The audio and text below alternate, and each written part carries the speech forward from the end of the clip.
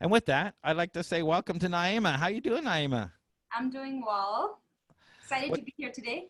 what this is I'm looking forward to the active conversation. We've got a bunch of people already here in the audience, if you've noticed. So Yeah, I'm looking for a very interactive. We like to answer your specific questions on LinkedIn, and how to connect and all the stuff we're going to be talking about. So put them in the chat room, put them in the Q&A room. We don't like it if you leave with your questions unanswered.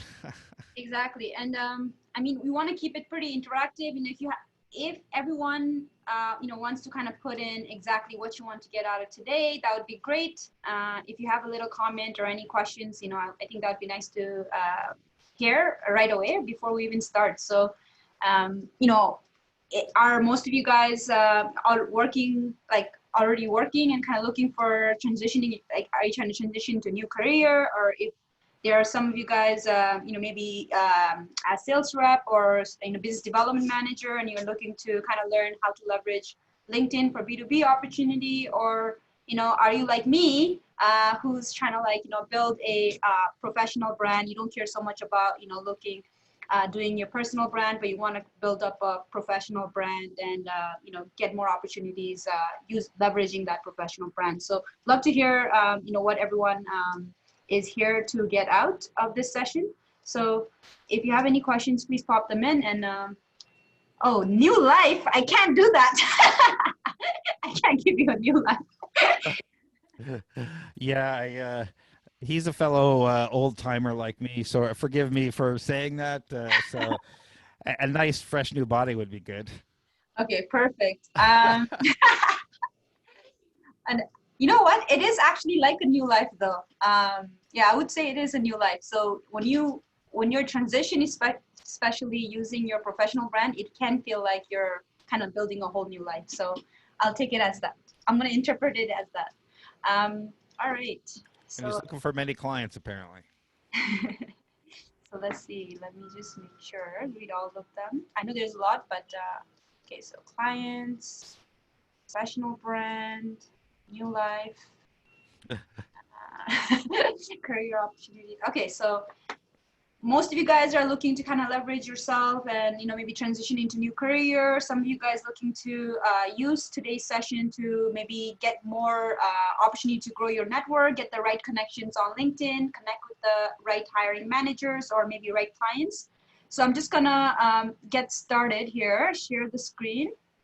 I actually have prepared something today for everybody. So whether you are in sales, whether you are looking for a job, or if you are just a business owner like myself, leveraging your professional brand to share what you do best and on LinkedIn. Today's a great day for you. So today we are going to be talking all about LinkedIn professional branding. It is part of the LinkedIn Unleashed series that we're doing over the course of the month. So don't worry, we're going to break it down into specific topics so that it is of most value to yourself. Today specifically, we're going to be optimizing your LinkedIn profile and talking about the do's, the don'ts, and how you can basically elevate your profile online to showcase what you do best, and how to attract the people that would benefit from those services, from your services. All right, so the first thing we're going to talk about, obviously the big elephant in the room, is the career chaos that's going on today, right? So with, I think in April, we had all-time low employment rates. We had the 2 million job losses. So we are all aware of what's going on in the marketplace. Many business like owners like myself, we shut our doors and work from home. Not completely shut our doors, but we all work from our home, and there's definitely a disconnect. So a lot of the connection really is happening online today. So this is why I think Craig and I, we had a discussion. We said, this is a time to do LinkedIn professional branding, not just so much just to kind of share digital marketing, but more so to help everybody leverage online better so that they can actually create a genuine connection, right? So unlike any other social media platform, the reason we do LinkedIn is because you are articulating full sentences. You know, you're not engaging with emojis or just, you know, one or two words. You know, you're able to fully write out a full sentence and talk to people. You can write articles. You can actually really, you know, build that thought leadership that you really want, or even share a piece, share a story, share, you know, articles on your more in-depth and more, so that you're leveraging, you know, full sentences, but also just being able to communicate more in depth, right? So you can build actual genuine connections on LinkedIn, I find, compared to any other social media network. And obviously there's more than 18 million companies, you know, actively using LinkedIn to not just hire, but also just leverage culture, so work culture on LinkedIn. We have over 10 million Canadian users. And of course, you know, 87 recruiters, 87% of them are also recruiters on LinkedIn. So these are the main reasons why today we're focusing our eyes on LinkedIn. And if that's not enough, you know, there's also advertising. We talked about reputation, being able to get a new life. Like earlier, someone said that in the chats, like you can actually literally basically do a 360 and transition to a completely new career by telling a different story. And I think that's something that we're going to talk about today as well. And, you know, you can also create teams. You can also create groups, create, you know, community on LinkedIn. But not just that, you can also leverage the advertising platform today. So we have the campaign managers to actively reach out and meet, connect with other people, customers, or, you know, people that you want to people you want to connect with. So there's a lot of opportunities on LinkedIn. And of course, we can't talk about all of them today, but today what we're gonna do is we're gonna start with you. So today's focus is on LinkedIn professional branding. So what I have done is I have kind of captured a step-by-step checklist for you to go through to help you elevate your professional brand on LinkedIn. So we're gonna do that together. This is kind of how we like to, you might see some similarity between a resume and a LinkedIn profile, because you'll notice there's like the header, then you have the title, then you have the experience, volunteer, education, all that jazz. But for today, what we're gonna do is we're gonna just look at the actual checklist and just go over it one by one. I would love to use someone else's profile if you do want to share your profile in the chats. But if you're not comfortable, then I can go ahead with mine. So Craig, what do you think? Yeah, we'll see. People will put them in. Otherwise, you go ahead with yours. Or if you want a bad one, go ahead with mine. Yours is not a bad. Okay, so let's check. Let's see. Dane put his up in there. Oh, let's see. All right. So we got Dane. Okay. Stop share.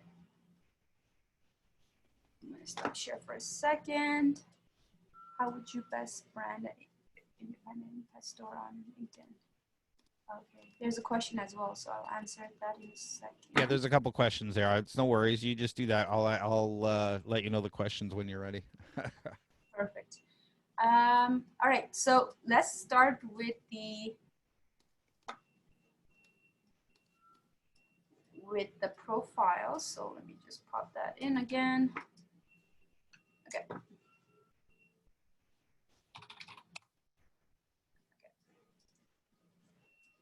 Right here, I want to see yours. Susan. Okay. So the kind of the checklist that I have on here, you know, I just kind of laid out the you know, each feature that's available on LinkedIn to optimize your page. So you have the profile, cover, company, visibility, status update, summary, feature, so on. So I'm gonna go through it one by one. So what we'll do is we'll go through Dane's. Let's see if I have Dane. Is that Dane? Yeah. Okay, perfect. Okay. All right. So Dane, co-founder and CEO at Europassport. Okay. So the first thing we're gonna look at is, since I don't have access to the back end, the first thing I'm gonna show you guys is the visibility feature on your profile. So I'm just gonna go back to mine for a second because I can't show you guys how to make the changes. on his. So I'm just going to show you that here first. So anytime you want to add sections that's not on your LinkedIn, you can always add the profile section and then add any of these. But before we go there, let's just quickly click here. And you'll notice that on your profile picture, if you click on the profile picture, you can see the visibility icon on the side. So what happens for a lot of people is that when you're at a networking event, obviously not anymore, but you'll ask someone to share their LinkedIn and then you'll search their LinkedIn, but then you don't actually see their pictures. It's because a lot of people choose. So when you click on visibility, you have choices. So if you choose only network or people who are LinkedIn members, it doesn't really show to the general public. So sometimes, with LinkedIn, if someone's searching up your name, your LinkedIn can still pop up. If you're not, if you're like me and you want your LinkedIn to pop up when people search for you generally, whether it's your network or someone who doesn't know you, because when it comes to your LinkedIn professional brand, think of it as like a story that you tell about yourself in terms of your work, what you do. So this is something that is not personal, right? So if some of you guys are worried about sharing your personal information on LinkedIn, that's not what we're here for. We're here with the assumption that everybody in this room or the Zoom is ready to kind of put yourself out there. And today, what we want to do first is we want to make sure the visibility is fully public, just so that when people see your profile, they can also match it with the profile, match it with the profile picture. So you can select the public if you are comfortable. If not, of course, you can do the network. You can put the visibility to just your network. But I would recommend doing it public so that you can build your brand with your actual with your resume, your profile. You also have a picture that people can see, because when you see, there are so many names that are there that pop up on LinkedIn when people are searching, that you want to make sure that if you have a really professional picture, you want to match that with the profile, and you want to make sure that it's visible to everybody. Now the next thing we have is the cover photo, right? So with the cover photo, I noticed that a lot of people are not leveraging the cover photo. So if you're one of them, if you want, what I like to do on my end is just kind of use icons. I know that Craig, I don't know if you still have it, but I know Craig has his own brand. Yeah, so obviously Craig has his fancy speaker engagement on there. It seemed like a good picture that goes across the top. Exactly, in action shot, right? So this Yep. kind of looks great with technicity. So that's one. The Dane, let's look at Dane's profile cover. So that's a huge real estate that you don't want to let go of, right? So with the second thing in the second thing that I have on the checklist is the cover, because I find a lot of people are not leveraging it. So if you have that cover, make sure to leverage it either with your brand name or even just like you in action. Maybe if you're an artist, you wanna draw that attention to you being in action. Actually have a picture of you in action in that cover photo, because you have a professional photo that shows up in a list, like when you're showing up almost like a directory, it shows up, you just see the picture. But then if you have that action photo, it really kind of ties in the story as well. So a lot of people, when they go on your profile, they might not even read your work experience. They just look at your profile and then they look at your heading. So that's quite frequent. Like a lot of people just do that. So just want to make sure that whatever at the top, that's the first thing that people see. You want to put a lot of attention to the visuals up there. The next thing we have on the checklist is the actual company, right? So for a lot of the founders, like if you're founder here today attending, a lot of founders, they actually don't have a icon here, and it's because you might not have a company page. Do you find that, Craig? I have a company page, but I didn't know what caused that to appear and didn't appear. Yeah, so that's because if you don't have a company page, you can't pull it out. So a good example, maybe I can pull But I out. don't know if mine is on my page, honestly. Okay, let's see if we have it. So I'm going back and forth between Dana and Craig because it's just good to see a bunch of different profiles because we're all doing such different things. So let's see. Yeah, so it's not there. So if Craig, if you could go in your profile and then look up TorontoStarts. Yep. And then click on the only click if there's an icon that appears, click on the icon to make sure that this does not happen. Okay. Yeah. And It'll take me a minute. I'm going to go through that. okay, perfect. So while he does that, so this is a great example. So a lot of the founders, especially if you don't have a company page, or if you're someone who is trying to input the company name, you might not see your logo there. It's mostly because either you haven't selected your company. So when you go on the actual profile. Yeah, mine's been updated. I seen what happened here is I had changed my logo, and somehow it didn't. You have to go in and update after. Oh, okay, got it. So let's see if we can see that. Yay, you have an identity.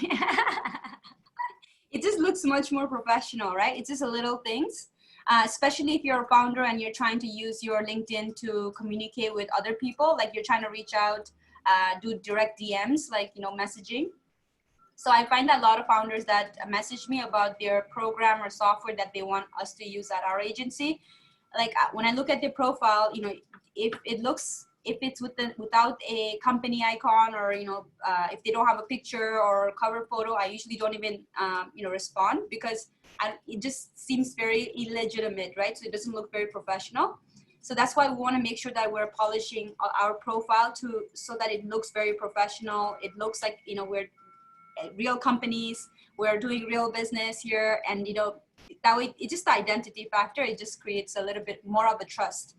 Now the next thing we have on here, so I'm going to try to go through every single one of these, so hopefully we have time. The next thing is the status update, right? So for those of you guys that are looking for career, like if you're here to kind of figure out how do I build a professional brand to land a job in, I don't know, like digital marketing or social media marketing or HR, or if you're looking for a job in a specific profession, there's also an option here. So where is it? So I want to make sure that I can pull it out here. Oh, sorry. Oh, right here. So yeah, so there's an option there where you can actually share with recruiters that you're actively looking for a job. So you want to make sure that you go in there and actually update your status, looking for a job, or you can say, you can specify that you're working part-time, or you're working, on a contract that's about to end. You want to make sure that's specified. That way, because recruiters, they use LinkedIn as a platform to actively look for candidates that match their avatar, their candidate avatar. So when they're looking for that candidate avatar, like who they want to hire, if they come across your profile, but it looks like you're actively working somewhere, then obviously, that's not going to be, so that doesn't put you in a good spot versus another candidate that is same as your profile, but it says open and looking for jobs. So if you're here today to find out how you can leverage LinkedIn to find jobs, you want to make sure that you let recruiters know that you are looking for one. So that option is also available right on the top under your profile. So you want to make sure you use that for yourself. Next we have, I think the visibility, I did make that clear for everybody. I don't know, how do you guys feel about making your profile visible to public versus keeping it within your network? And feel free to kind of share your comments if you like, but I'm gonna continue on, but do share. I would love to hear what you have to say. Next we have the summary, feature, and experience. So let's go through that step by step. So let's look at Dane's, I guess. Let's look at Dane. So with Dane, he has a little bit of, so it is, he has a little blurb there. So I have 2 passions like social psychology, my own extensive experience in my education as well as concert. Obviously that is, I'm not gonna read that. I read to second sentence, and after that I was like, okay, I don't know what that means. So usually what you want to do is you want to make sure that people, they like, categories. Usually if with Dane here, Dane's very passionate about psychology, so you might, so in psychology there is like, there are actual theories that say that people like to put everyone in different categories, right? So that you can figure out exactly what that is. Okay, you know what? Nyima, digital marketing. Craig, startup coach. There is Pema, social media manager. Dane, Euro password. So you want to make that connection fast for people. So when you have your when you're working on your professional branding on LinkedIn, it's the same. These people have never met you. We're assuming, so say that you're trying to grow your network or build your network and actually attract people to your business or to your profile for a specific. So if you're looking for something very specific, you want to tailor your story to that specific, so that you can get that end, right? So you're doing everything to create a story around your profile that matches what you want to get out of this profile. So whenever you're on LinkedIn, you want to make sure that you tell that story very clearly, and so that people can make that connection very quickly for themselves. So for example, with my profile, you might notice that everything is digital marketing, but I do have a lot of different experiences in hospitality. We worked at, there's the science writing and all these different things, unless it's directly related to what I do, to what I want to get out of my profile, which is, connect with more businesses, connect with more people who are marketers in the same line of business, connect with my students from Trios College. Unless it's unless it matches up with the story that I want, like the new branding that I'm trying to form, I'm not going to put that on my profile, right? So you can obviously share tidbits, but if you want to let people make that connection fast, you want to make sure that that summary is working to make that connection for people right away. So I would definitely rework that and maybe chunk it. I would do like little chunking, maybe 2 sentences on top, 2 other sentences bottom. It's very it's a lot, for at least for me right now. So I'm gonna leave it at that. The second thing we had was featured. So here's a featured something that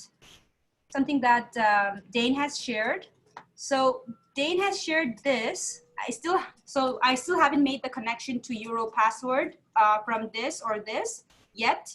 Maybe I need to look at it further, but you want to make this very instant, right? You want to make that connection instantly. So when we go to Craig, I noticed that he had a featured post there. So I can make the connection immediately that, so even though he's promoting somebody else under his featured, like it says idea validation with the dragon. So I'm already still making that connection with startups. So if you look at my featured, for example, so you can add a feature to your profile by add, and then you click on featured. But if you notice here, everything that I have featured on under this section, it has to do with digital marketing or social media marketing, or businesses that I worked with before where we did digital marketing, full digital marketing for them. So I would not put anything here that does not make that connection instantaneous for your visitors. So anybody who comes to your profile, you want to make that connection instant. Now the next thing we have, hope that makes sense for you, Dane. We're criticizing Dane's profile. Are we allowed to do this, Craig? Yeah, absolutely. I think he wants that input, and if you could go back to it, I think you hit the nail on the head. I know a little bit about what he does, but when you see Euro Passport, that's great, but I don't know what Euro Passport does. Yeah. I don't, and it is in that second part of the about. If you drill deeply, he talks a little bit about it, but uh, I've lost my attention span is gone, right? Like, Yeah. I hate to say this, but I read so much of this stuff. I have the attention span of a goldfish. So, or less, like a 7 seconds or something. So I have two passions in life, social entrepreneurship and psychology. I'm already bored. And I don't mean, it just, so if you're looking, and I say that because you're looking for new clients, right? We're this far in, we don't know what you do. Clients don't know how you can help them. So I think there just needs to, sure, maybe a tagline at the top. I don't mind the Eurosport at the Euro Passport at the top, but maybe there should be a tagline what it does, and maybe it should be he's passionate about helping travelers connect into Europe, or great, now I'm interested because I'm interested in travel, right? I'm interested in this. Now you can talk about how you've added psychology and these things to your passion because you've got me. So does that make sense? Yeah. No, that definitely makes sense. Like you want to tie in the business right away. You want to get the point across first. It's like how when we used to do the essays in school, they make you go from, it's a pyramid, right? Yeah. So you want to hit the point first and then you go general. Anyways, And so it's the headline that makes you read more. So keep yeah, that in mind, right? yeah. Whenever you're like writing news articles, like science article or news article, they, even if you go on CBC or any news source, they'll tell you to write, you'll get all the story at the top, the point of the story right on the top, 2 million jobs lost in April, for example, and they'll tell you right on the top, and then they'll talk about the jobs that are affected the most, and so on and so forth, and what they think. So they'll write more of the general stuff at the bottom, but the specific stuff is right on the top. Oh, inverted triangle, there you go, Suzanne Thank you. Kendo. Thank you. Yeah, so that's what we want to make sure we do. Now let's go back. I know Yeah, I I go derailed back. your checklist. Sorry. No, it's all good. I think I prefer it this way so that it's more conversational. Okay, so the next thing we have, I think we picked on Dane enough. He seems to be happy with it, though, just for the record. Okay, good. If it's okay with it, then we'll continue. So with the Euro passport, you got my attention here. There's that consistency, and you want to keep that consistency going. The other thing I can show you is, I'm not going to be a hypocrite. I do have a big summary, but I like to break it into like smaller sections. So if you click on here, like usually people like to read 2 sentences, or you want to make sure it's like short.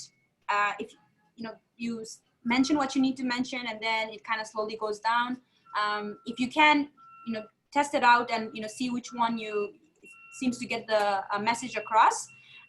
But there's no right or wrong way. It's just that with when it comes to professional branding, though, you want to make sure that people can make that instant connection as to what you do, and that's why we're doing this, because you want to make sure that with the profile optimization, you're sticking with the story of whatever it is that you want people to know right away about you and where you're trying to go. So for example, let's say that you're trying to do a career transition and you wanted to go from finance to HR, or maybe you want to go from HR to digital marketing, whatever it is. You want to start creating narrative that's going to match that, so that the next person will hire you, because they can see, oh, this person's they can clearly see that your experiences are a match for that job, right? So whether it's a voluntary job, or whether it's maybe a website that you created recently, you can put that under your experience as well. It's just that you want to start tailoring that story. Now, the next thing we have is the experience portion. And I think we went over it a little bit. So let's go on Dane. Okay, perfect. Here we are. So Dane has quite the experience here. He's a counselor. You have the part at the Founder Institute, social media event organizer. It's quite big. Okay. So with the experience portion, usually what I like to say is that in Dane's case, obviously he's a founder. He's trying to promote his business most likely. The counselor portion does help him a lot, because I think that anything with City of Toronto or anywhere that you worked for a certain amount of time definitely helps. But for people who are on the other side of the coin, people looking for gigs, or looking for new clients, or looking for recruiters, to catch recruiters' eyes, you want to make sure that on the experience, you're telling the story that matches up with what kind of jobs that you're looking for. So for instance, for myself, when so earlier you'll notice that I did graduate with the HSC. So I graduated with like a bachelor science, but I transitioned to marketing. But as soon as I decided that I wanted to do marketing, I started kind of transitioning completely. So I didn't share any of the science, like, so for example, I had like a background in working in labs and stuff. I didn't put those things there. What I did was I started only putting in stuff that was relevant to my new career transition. So I knew that during university, I did a lot of article writing, and I did a lot of, I helped a lot of different Science Express website. I built up that website for them, and I was writing a lot. So I thought that was relevant. So I put that in there. You know, for story sharing, I started doing social media for them. So I started sharing those stuff on the social, on my profile as well. And that led me to, you know, when I went out there and looked for a job, I was able to send people my LinkedIn accounts, and then they can see that, hey, this person obviously is interested in digital marketing, and they can clearly make that connection. And that's what you want to do as well. So if you're a founder, for example, and if you're selling, let's say, what would you say, with Dane's, obviously it's a little more niche. So, and his experience is a little bit all, you know, it's very different. So there's like, I can't really pinpoint exactly, you know, how to, you know, so we definitely have to do a separate, I think Dane and I will just have to do another consultation together. But with the, obviously it would be with the description itself. If that's the case, if it's very niche, you want to make sure that you write out exactly what you're doing there. You leverage that experience description portion and really leverage that area to explain what you're doing with that business. So for example, you can actually add media content on there as well. So if you know, so you can take a bigger section, right? So for example, you can actually add like media stuff here. So if you go on your, for example, here I have one of my jobs. You know, if you want to share all the stuff that you've done, you can actually add links, upload, you know, media items. So if you want, you know, to make it as clear as possible for people to understand what that company does or what you did for the company, you want to put everything that you can. If you have a lot of visuals, those would be great. Even if you don't, what I would recommend is creating pictures, right? So if you can create a little bit of graphics, add some pictures, just like add them on the bottom, it just looks much better, and people automatically gravitate towards those. So you want to make sure that you really share whatever it is that you've done for the company. Yeah, I like what you're mentioning here, and things like, for example, with you, Dane, maybe anybody you've helped along the way with the European passport to travel to do.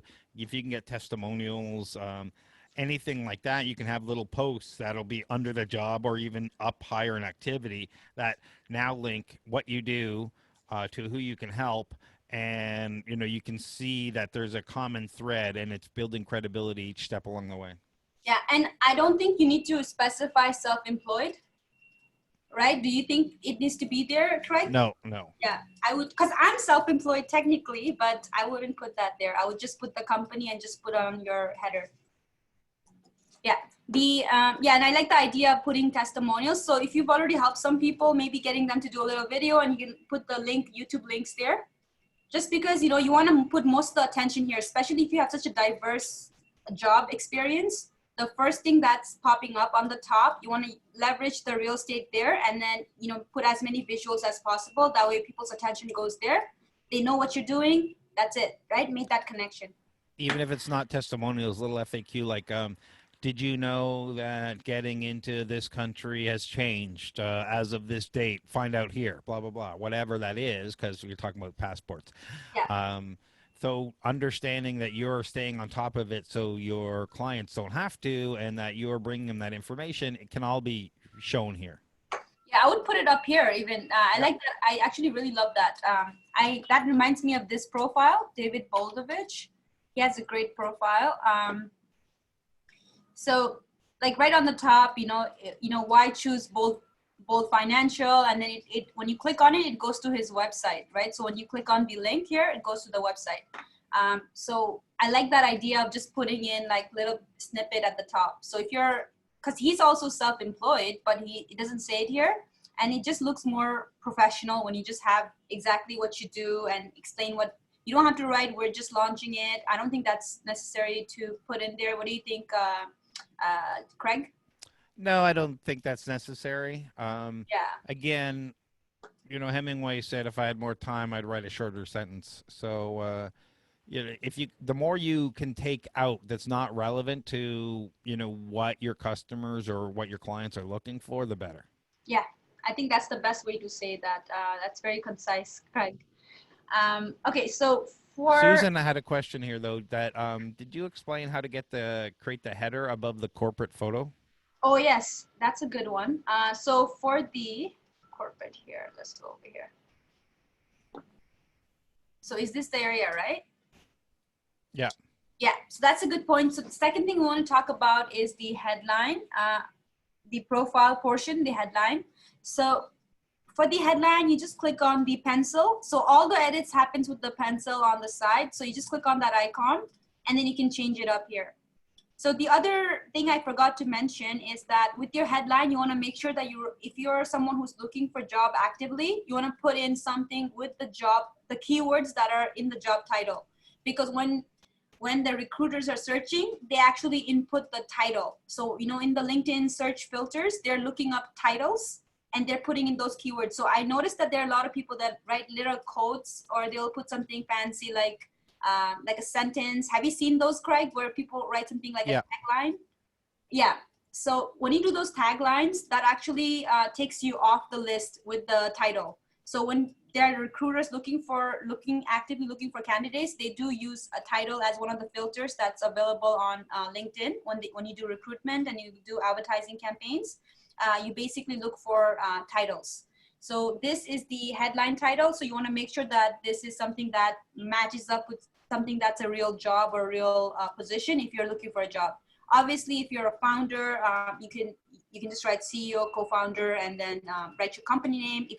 But if you are looking for jobs, and you're looking to match up with people who are looking for specific roles, then you wanna make sure that make that adjustment. And that's how you make the adjustment. Make your name, your header. You can show your intro education in the intro. If you don't want to, you can take it off. Some people don't want to show their education on the top. So if you're one of those people, you can always take it off. But obviously, after paying a huge debt student loan, I'm gonna show it off. Um, Absolutely. And yeah. just in case she was asking about that photo at the top, Oh, if you don't know how to use how to put that, what is it, 4x1 photo at the top, just go into Canva, see it. It's a free tool. You do LinkedIn header, you click on it, and you just create it graphically and save it, and off you go. So it has the format for you already. yeah, exactly. And the best thing to do is, if you want for the cover page or the LinkedIn profile, all you go is you just look at the dimensions on. So even if you go on LinkedIn, they have a resource section where you can go on dimensions, and it tells you exactly what kind of dimensions you need for each of the different pictures. But the other great thing about any social media profile is you can always crop it, right? So I know that my friend Max, he used his picture from his vacation. He was in a wedding or something, and then he just cropped it, and he still looks like it's a professional picture. You just want to make sure that you have something that has 60% of your face in it, and as long as you have that, and it's a professional, well-lit professional shot, you're good to go. But I like the idea of Canva.com. That's one of my favorite tools to use for social media. So if you go on there, that definitely is something that you can use to create your cover picture and your profile. Okay, so next thing we are going to look at here, before I lose my train of thought, is the endorsements, right? So endorsements and the recommendation. So let's look at Dane. Let's go here. What do you have here? Okay, so he has these skills. So social media, customer service, public speaking. And then for recommendations, you have one recommendation here. Okay, yeah. So he's definitely talking about your previous experience. So you want to start, you want to start filling it up. You want to start getting those recommendations and endorsements for the new kind of like shift that you want in your job role. So let's say that it's now about Euro password and getting people in North America to start, start getting excited about getting European password and getting that process started. Then you want to, add qualities that you need to make that happen for people. So for recommendations, I would definitely get someone, like we said earlier, testimonials, but maybe get some people that you've helped to write your little recommendations. People like to see, rather than telling them, having people write testimonials is like a instant social proof for your profile. So, have your LinkedIn profile working for you. So when you do this, it's actually working for you and for your business. So I would definitely get those in there. Any other recommendations, Craig, here for the recommendation portion? Well, definitely. So here's the thing. I put on my growth hacker hat and I say, all right, we're early stage startups, a lot of businesses here. You may not, first of all, ask your customers, always ask. You don't get testimonials, you don't get recommendations if you don't ask. Yeah. Secondly, if you're desperate, you don't, if you don't like what I'm about to say, just close your ears. When you're on Friday night, Saturday night, when you're around with your friends, say, hey, you know what?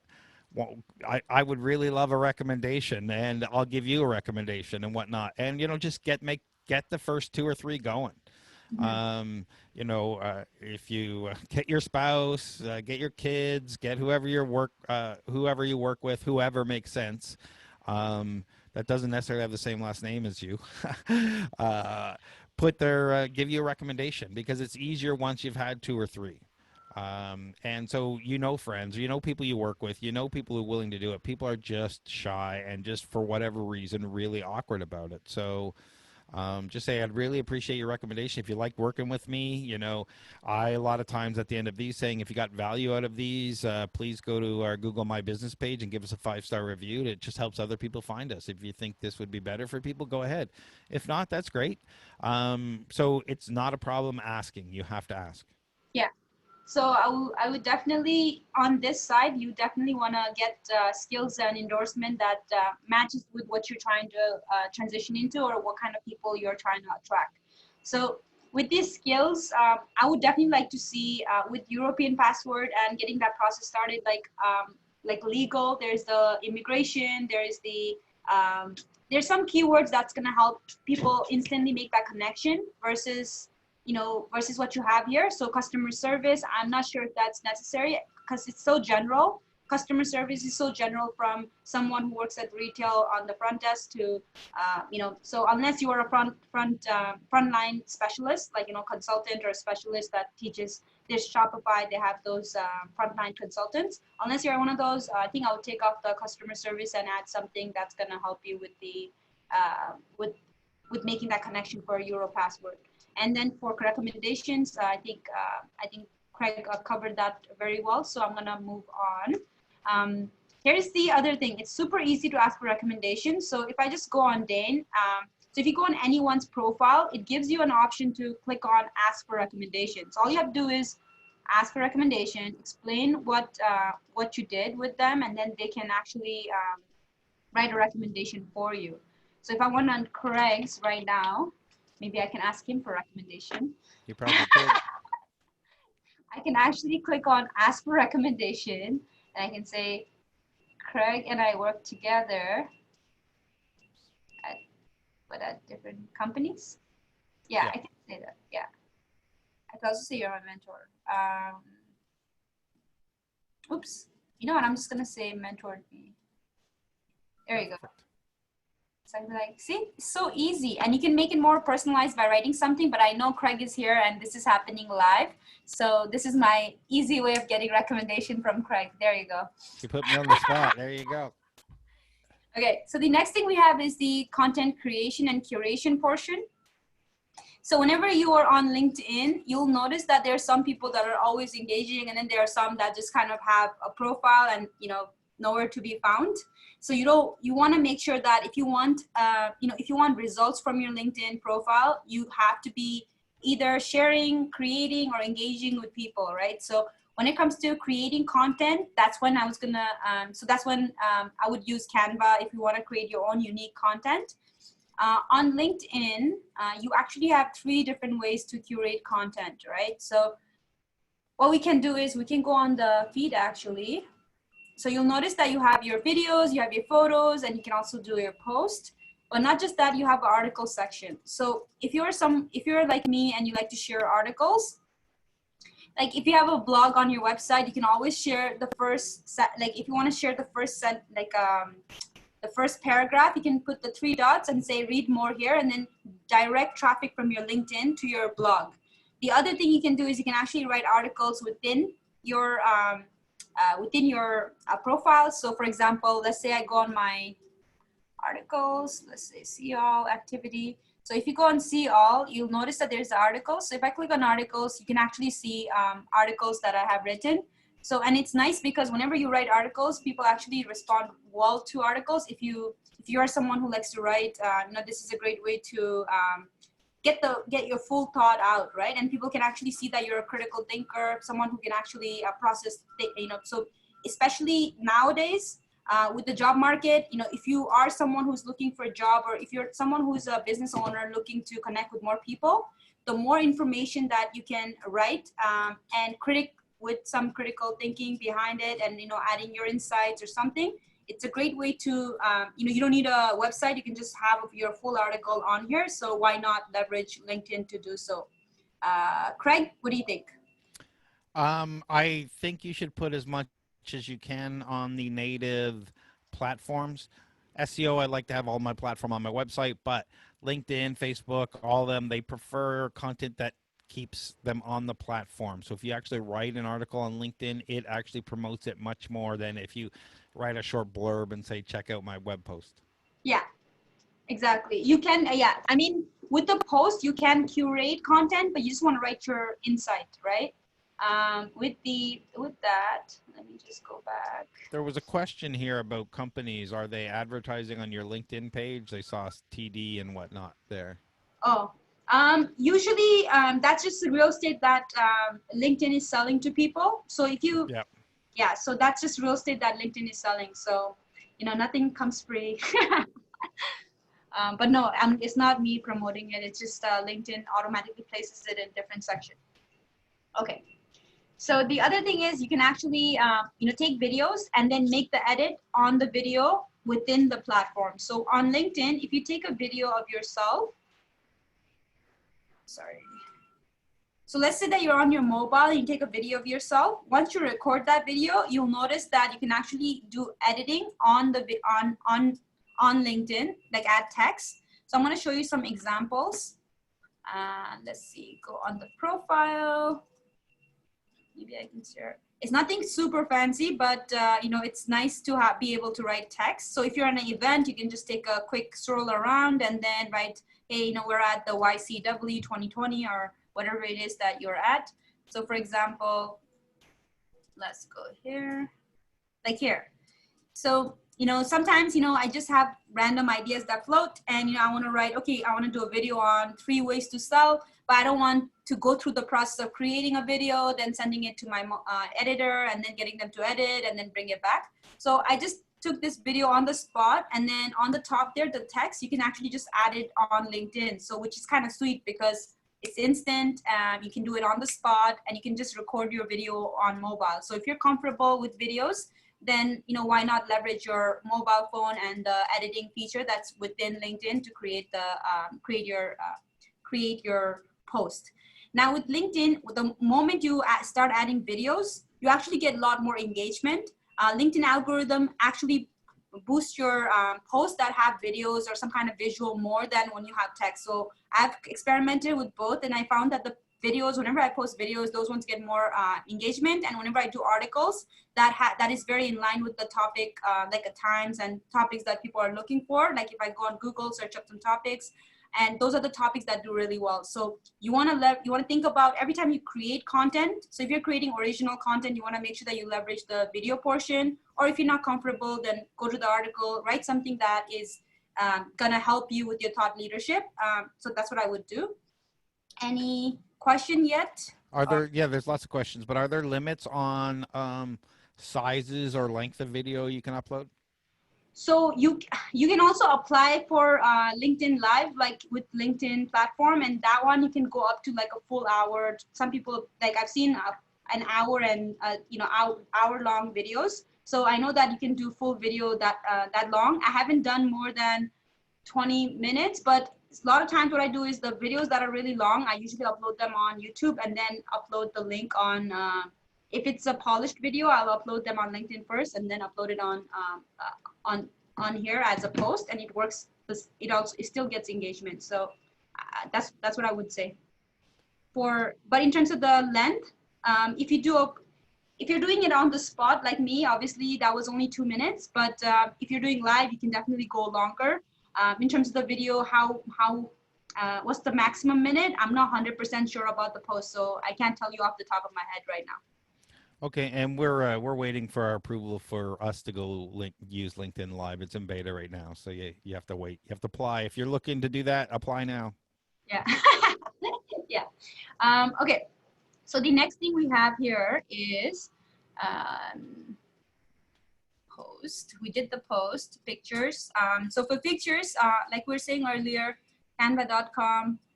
Let's go incognito because I don't want anything to pop up that. Okay, so here. So you can definitely go on LinkedIn. Sorry, canva.com to create visual posts if you want to create like cover posts or if you want to create like Yeah, they've got everything pre-formatted, pre-sized, lots of templates, easy for you to. exactly. And I like their pro features too. So if you're someone who uses LinkedIn quite often, you want to leverage a lot more features, you can always use that as well. So for your next thing on the list is the curation portion. So whenever you're curating content, so if you're using someone else's content and you're sharing their content, you want to add your insights, right? So I like when professionals on LinkedIn, they share something, but they share a little bit of insight, like on what it is that they're sharing. So a lot of times you'll see some people just post the link and they don't have any comments at all. But whenever you're sharing something on LinkedIn, you want to make sure that you add a little bit of your insight into, why is it that you're sharing that content. So you don't always have to create content. So if you're not one of the people that likes to create content, whether it's video or article, you can always also share content from links and things that are important. Just make sure that it matches with your profile and what you want to be affiliated with. So I like Jordan's actually here. This morning I saw this. He's sharing obviously his own clientele and sharing a little bit of insight, but the way he broke this post in such short paragraphs is really sweet. Easy to read on the eye and also, super simple, and it's kind of perfect and shared visuals too. And then there is, yeah, this is also great. Yeah, so usually what I like is when whenever people do share article from outside, having a little bit of snippets and insights, they always help help me realize, oh, this person knows what they're talking about. Oh, this person has a voice, something to share. So it kind of helps with that. Let's just quickly look at the time. It's almost 1 o'clock. Yeah, we've got lots of questions, so I just wanted to know when I want you to get through your checklist. Okay, and I'm done basically, but let me just add last thing. The only thing that I missed is the whenever you post, make sure to add hashtags now, right? And you can also follow hashtags. So the last thing on the checklist is that, best practices. So whenever you are, once you create and curate content, you also want to engage with other people's content. So find the people that you want to, that are in your field and, engage with them. The reason for that is because whenever you engage with someone in your field on LinkedIn, you actually show up on their activity. So if you notice, if I like if I like Jordan's post, it comes on my profile to my audience. So the more you engage with people in your field, the better, because it actually, because they have overlapping audience as you're getting exposed to their audience. Because unlike Facebook, Instagram, where you don't really see the activity on the section, on LinkedIn, you actually have this section where you can see the activity. And if you liked if your competitors, or not competitors, but if you're someone who's in the same field or someone who's your competition, if you're a business, like your post, it shows up on their activity as well. And if you like theirs, it shows up on yours. So it really helps to engage with those people because it creates an overlapping audience. The other thing is whenever you're writing something, always add hashtags, always add hashtag that makes sense for you. And you can also follow hashtags. So if you look here, you have groups that you can also create. So obviously for me, I joined a couple of groups that I really enjoyed. We also created a health impact group for one of the companies that, we're working with. But if you can see the hashtags, you can actually follow hashtags. So for example, I followed like these hashtags, but whatever it is that you're interested in, you can follow those hashtags. And the great thing about the reason you want to follow hashtag is because unlike people that you follow, hashtags that you're following, it shows the latest one. So let's say that you follow TorontoStarts hashtag TorontoStarts, you're going to get exposed to their most recent post whenever they tag the new posts. So you're getting exposed to the newest content that's coming out there. So with that, thank you so much for listening to me go through the checklist. I will be sharing the checklist with the email that Craig has for me. So I'll share it out. So whoever is here, you guys should get it in your mail. Thanks a lot and have a great day. Are you ready for questions or you got to go? No, oh, I'm here for questions. Yes. Okay, great. Just check it. All right. So first question, I can't remember who mentioned this. I'm looking to start a business and finding clients while working full time. I'm trying to figure if I can use LinkedIn as a prospecting while still showing up as employed under another company. Are your thoughts around that? Yeah, I mean, you can definitely do that. It just, I think it depends on what specific field. If you like, you can drop in, because it depends on what it is.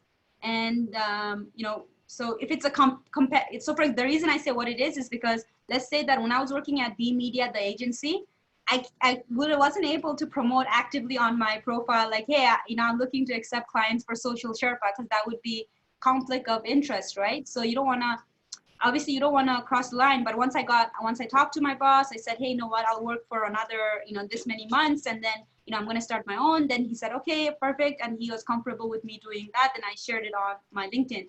But depending on your circumstances, that really depends on, like, whether or not you want to keep because especially if you're working in the job, if it's a conflict of interest, obviously it's going to be different. But if it's a completely different business, depending on whether it's B2B or B2C, you want to leverage different platforms. So if you like, you can, I guess, come to our digital marketing clinics. We have digital marketing clinics on Sundays, where we kind of do one-to-one. I did one with Dane from Europassport. So if you like, you can drop in. It's a free clinic for small businesses and people looking to transition into digital marketing. So I'm going to keep that open. And feel free to email us if you need help. So let me just stop that share. Yeah. How would you best brand a new independent pet store on LinkedIn? Pet store. Yeah. That's so niche. Okay, so let's see. So pet store in LinkedIn. I don't know. So for me, I would actually leverage more Facebook and Instagram for pet stores, because that's where you get most of the engagement for pet stores. But if it's on, because usually for LinkedIn we mostly deal with B2B. So for example, cleaning companies, disinfection companies.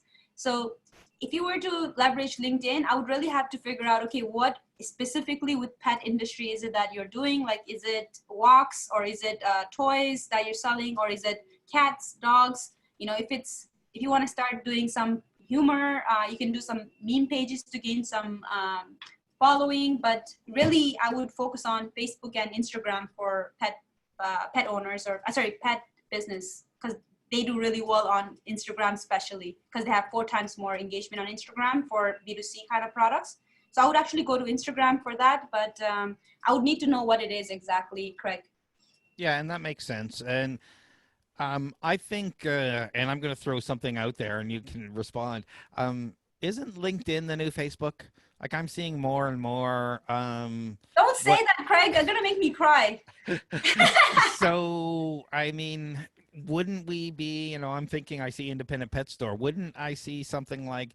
In my mind, I have all sorts of cute ads flying by of dogs in suits, cats in suits, briefcases, people pets at the keyboard because everyone's working from home these days, all that kind of stuff. And I think you could probably do that fairly well on LinkedIn if you kind of, The only thing is that with LinkedIn, with the campaign manager that's on LinkedIn, so let's say that you were selling products or you're selling certain services, it's harder, like there is not as much filters that you can use versus on Facebook and Instagram. You have so much options on the ad manager side. That's why I usually go on that end. And for LinkedIn, I want to keep LinkedIn separate from Facebook and Instagram, because this is where like I said earlier in the I think in the introduction, like this, I feel like LinkedIn's where you can actually have a full sentence conversation, and it's been really nice so far. So let's not say it's Facebook. Okay, fair enough. So we've got a couple of questions that I'm going to kind of combine into one. So should you repost blog posts as articles? And how can you develop your LinkedIn profile in order to maximize your overall SEO? I think they're kind of related. Okay. So, with LinkedIn, one of the things that I noticed is that when I first created my LinkedIn profile, and anytime I searched my name, my LinkedIn profile, my Twitter accounts were the first thing that popped up. So when it comes to leveraging SEO for your personal self, it really works well. For websites, what I'd like to do for blogs is that you can use like a small, don't replicate the article because that doesn't help. But if you just added the first paragraph and publish that as an article and then put a link underneath to your website, you can get away with that. But you don't want to double publish on two different places. That wouldn't work. But for SEO purposes, what I would do is whenever I have blogs coming out on my website, I would share that as a post. I would share that or on my articles. So it kind of does help with driving that traffic, organic traffic to your website. So that's one thing that you can do. Other than that, you also have the company page where, anyways. So for now, what I would recommend is just that, whenever you have content coming out on your LinkedIn, on your website, promote that on your LinkedIn. So, as a co-founder, do you think it's better to list your position on the tagline or on the headline versus Versus, somewhere else? oh, okay. I mean, it depends, right? So like I said earlier, if you can keep you can say co-founder, just put the company name. If you're someone, I think the only time you want to make sure the title is very specific is if you are looking for opportunities as a candidate from recruiters on LinkedIn. So because the headline and the title is one of the filters that they use to look for people. And on LinkedIn, even if you go on the search feature, you'll notice that there's a filter for title there, and that's why you want to make sure that you put a specific position. When I first started my business, I would always put positions instead of writing CEO because no one cares, it was just me, right? So no one really cares who's the CEO of my company, but I would put in specific positions. So, sometimes I'd put in social media manager, and other times I would put in Facebook ad manager, so I would put different terminologies, kind of experiment. And it does help a lot because it makes it easy for people to realize, oh, this person does Facebook advertising, or this person specializes in B2B advertising. It just helps people process it much better. So if you want, you can put a specific position instead of putting like CEO, founder. It really helps because technically I am the founder, but I never put founder on my title. I always put digital marketing specialist, or I'll put in advertising or something along that line. Yeah, if you put founder, you're going to get all the advertising that are targeted at founders. It's funny what happens. Um, so, talking about visibility, is there something you can do to get yourself when someone searches Craig? I used to make this joke when we'd be in person. If you type in Craig, I'm the first one at the top of the list. I made that joke because one, I was usually in the top 3 or 4, and I'd be, if I missed it, I'm like but two, because it made people look it up. It actually, when you're there, they'll actually look it up and see if you're lying to them. So it's a great way to get that. Now you're on their phone and they'll add you. But is there a rule of thumb to get to the top of that list, like when people search your name? So I think that, with any, so usually the way they discriminate is location. So I'm just trying to remember off the top of my head all of that. The location and kind of like your connection. So obviously, so what I notice is that whenever I search for people, if it's within my, connection circle, it will pop up. Or if it's somebody who is in this, because they use their algorithm to match you up with certain names, right? So I wouldn't say I have an exact answer for that, but I noticed that usually the people that come out at the top are people who are within our connection. So LinkedIn is kind of cool because they'll try to connect you with people who are already like either tertiary, secondary, or connection with the people that you already connected to on the platform. And a follow-up question to that is, how do you get visibility over all the overwhelming other LinkedIn profiles? What are the tricks? We talked about, is it just doing everything on your checklist, or are there other things? So really the checklist is like the main thing. I know that we kind of went over it, but the content portion where you're starting to curate or create content, that's when you start grabbing people's attention. Think of it like a website, right? So when you have your website just sitting there by itself, it's just a profile among like so many others. So one of the things I noticed on LinkedIn is a lot of people don't even share any content because A, they're scared, they don't want to say the wrong thing. B, they do share content and it's, maybe it's not the greatest content. And or D, because C, because maybe they don't have as much, they create content, they put in so much work, they publish it, but they don't get any engagement. So that kind of puts them off, so they might not create content. So as long as you create content and you create content with quality content, you'll generally and you engage with other people, that's the best way to keep everyone in the loop. So make sure you connect with people, you share their content, you engage with people, but at the same time, whenever you do produce something of quality. That usually helps with differentiating your page from someone else. So if you go on LinkedIn right now and look through your pages, you'll notice like a lot of people are just promoting random stuff. So if you start doing content that actually is going to help people, and you also share other people's content, you also engage with other people's content that you think is of good quality, then that will help you stand out from the crowd. That's what I would say. And what about tactics? Like if you pay for LinkedIn, I currently subscribe. I'm not sure for how much longer, but I do. And I can see who's looked at my profile. Now, I Yeah, don't use any of these features just yeah, because of the nature of what I do, but I would think I would take a look at those, and then whoever visited my profile, go take a look at their activity. And if it's related, go and respond. Say, like something, say, hey, that's a good article or whatever, because the idea is to make them come back, yeah. right?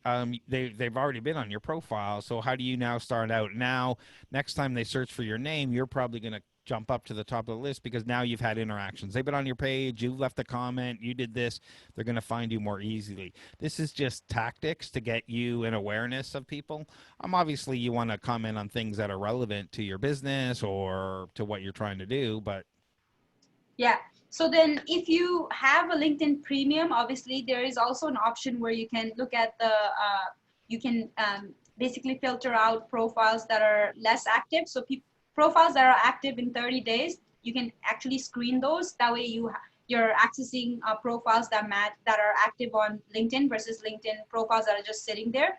So you can always use some tactics to do that. But personally, I think that even if you just make sure that your profile is up to standard and matches up with what you're trying to get, and then creating content and engaging with people, that will automatically put you already above like 70% of the people on LinkedIn, like 70-80%. So because we noticed like that a lot of people are not really producing quality content, they're not really sharing anything. So even if you do that, you're already above a lot of people.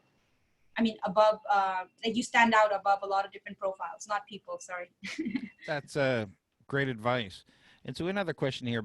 They're beginning a community for widows who are ready to rebuild their life again. Any advice for them? Yeah, so widows. Well, I think there's a lot of coaching. I'm not sure if it's a widows, but I know there's like a divorce groups that are on LinkedIn. But it's like you can create, just like groups on Facebook, you can create groups on LinkedIn, and then make sure, as long as you make sure that the group have some kind of, you're creating some kind of patterns in posting and engagement. You can create a vibrant community on LinkedIn in a group setting. So you can leverage the LinkedIn group just as you would on Facebook groups, for recipes or for there's parents for autistic kids. There is groups where it's like pharmacy students. There's a lot of different groups on Facebook. Same idea on LinkedIn. You can do that. It just depends. You have to. So what I would recommend for that specific niche is that I would write out, okay, what do these women have in common? Because it's hard to go on LinkedIn and filter out widows, but what you can do is you have to figure out, okay, so how do I, what I would recommend logically is if you go on LinkedIn, look at the filter. So if you go on the top bar that says search, look at all the filter characteristics. So they have the company, this, title, industry, job. And then I would use that to create a profile, like a customer avatar for who you think should be in that group. and then use that to create a group and then get people engaged. But before you even get the people inviting, before you even invite people to the group, I would create like content patterns in the group that would help these women stay and actually engage. Because there's a lot of groups on LinkedIn that's just stale, like there's nothing happening inside. So that's what I would recommend for that group. That's very niche.